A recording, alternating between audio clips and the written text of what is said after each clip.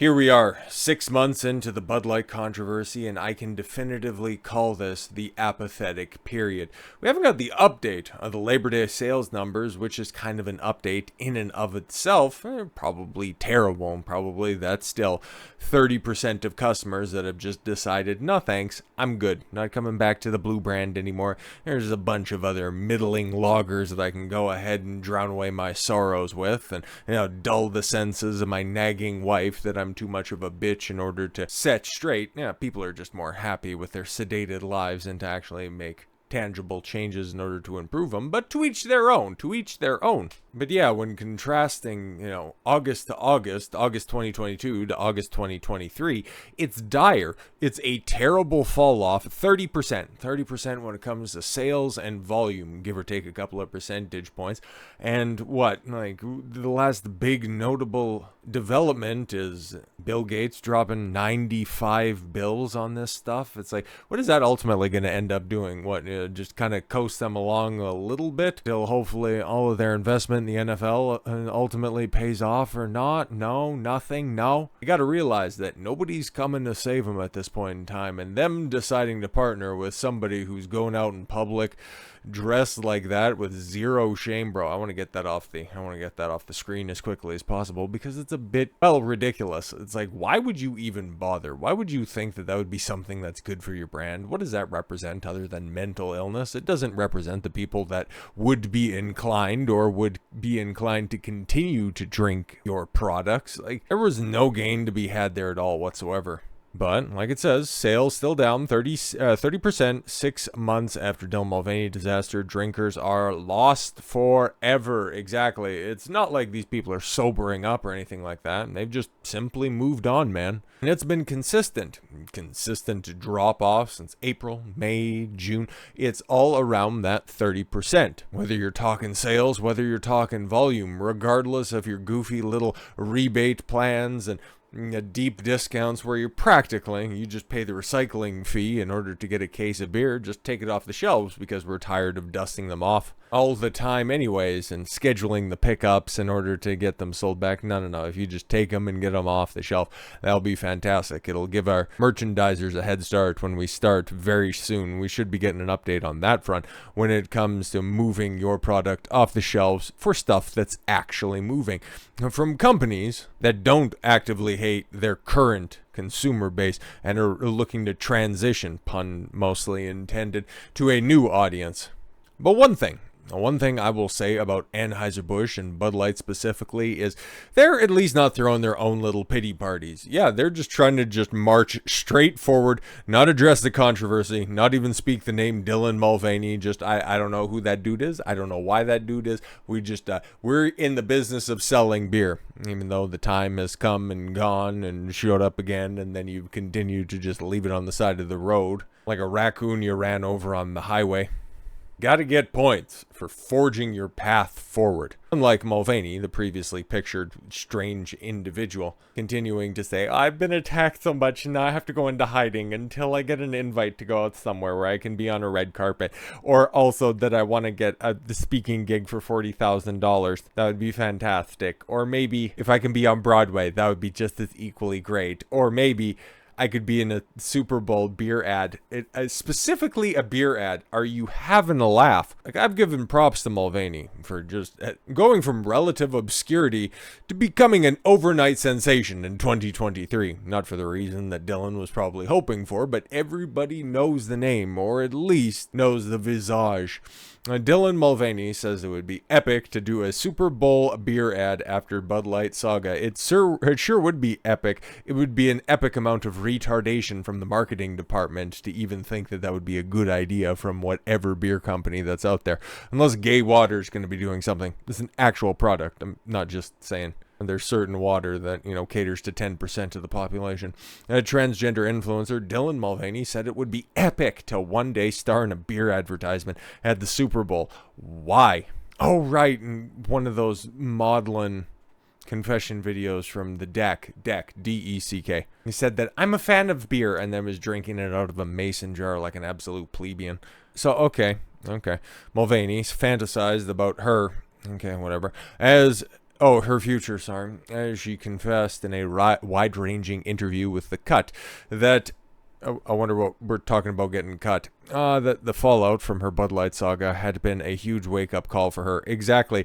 Just don't take any contract that comes across your desk. Okay, maybe think about the endorsements that you make for a second. I think it would be epic if, like, in 10 years, they got to do a beer commercial for the Super Bowl. Wow, you're thinking that you're going to be relevant in 10 years' time. Holy, haven't you seen the half-life of influencers online? Shit ain't that long, fucker. Ugh, gross. Adidas. Fucking Adidas.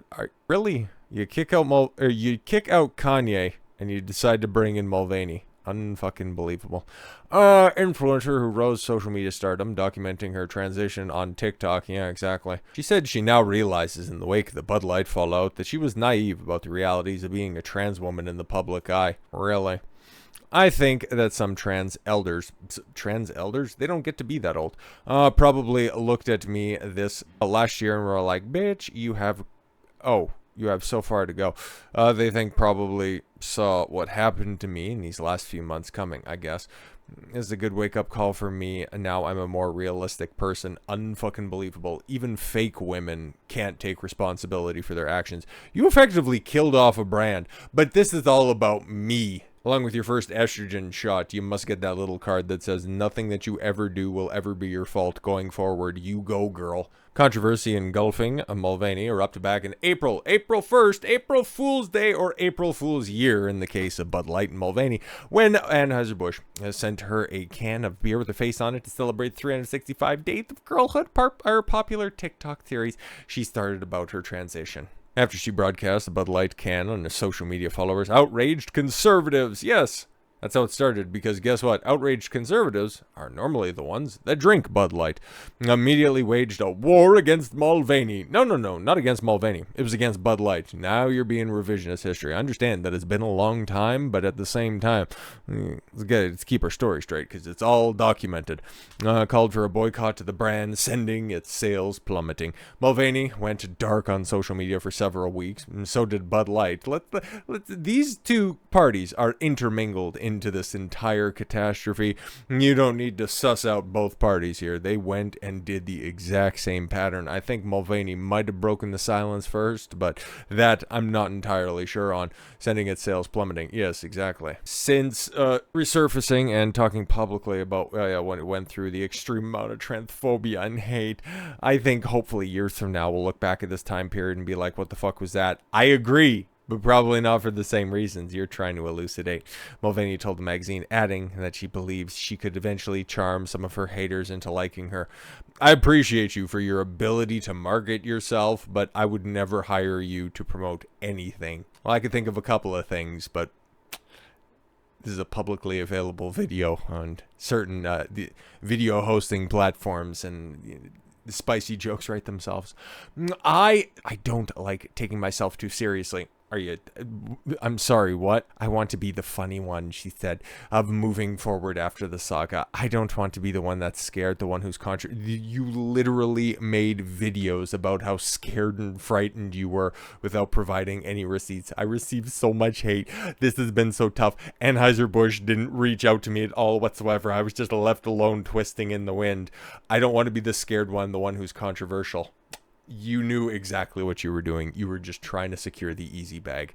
That word controversial drives me fucking insane. What really makes me controversial? That I'm trans? Yes, that's exactly what it is, because it's a fringe section of a hyper minority. That I'm hyper feminine? No, you're spastic. Let's just call it exactly what it is. There's nothing feminine about that. You look at that picture and go, geez, that's feminine. You go, no, geez, you're off your medication. That I make jokes, that I overshare because I actually like being myself, or that, God forbid, I'm happy. You can go do all of that stuff. You're also just not entitled to really easy sponsorship money. Just saying, man. Like, your biggest endorsement deal went up in flames. Like, it's going to be written about in history books. Like, it's got its own Wikipedia article, for fuck's sakes. Like, this has been the biggest disaster that wasn't a false flag in order to instigate military intervention.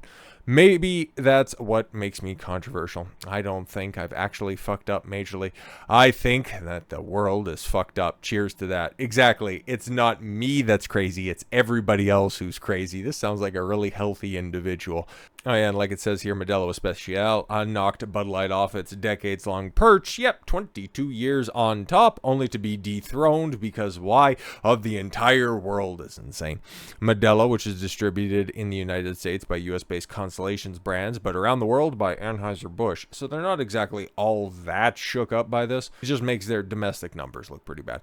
Had an 8.34% share of the dollar spent on beer compared to 8.28% by Bud Light through August 12th, the data showed. So yeah, we're highly likely to get an update very, very soon, because I recall sometime during the summer when it comes to the grocers just starting to rearrange their shelf space heading into quarter 3. I guess it would be quarter 4. We're currently in quarter 3 right now. So for the holiday season, we'll be able to see how much space ultimately goes down and what the long lasting effect of this doomed partnership ultimately was. Because yeah, they could have just weathered the summer, but if they would have kept volume up, well, they would have license to keep that same shelf space. But as we've seen, 30% across the board, well, guess what? You're going to be looking at about 30% or more less shelf space across the board.